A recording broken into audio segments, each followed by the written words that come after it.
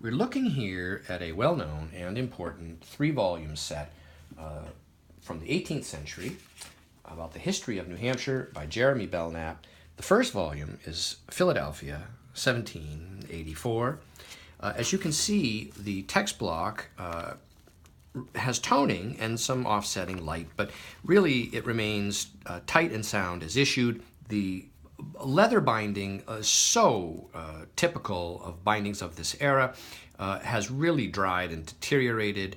The front cover is essentially all but detached, although the original spine label does remain. And volume 2 here, same condition issues with the original 18th century leather binding. We see here the second volume, the title page, is Boston, 1791. That's the first Boston edition.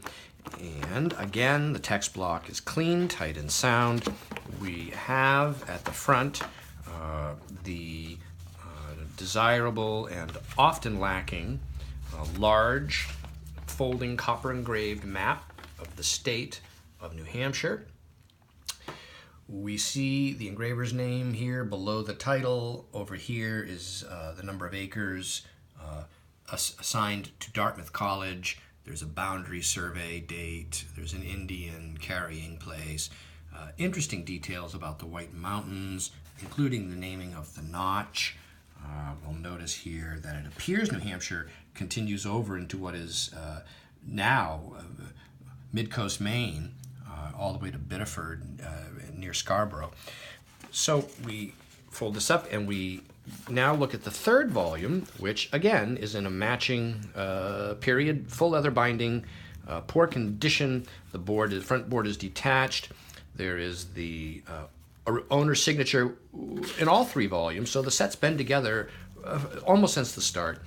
This is 1792 Boston. Jeremy Belknap here again, and it is tight and sound. There is some damp staining at the base of some of the text block.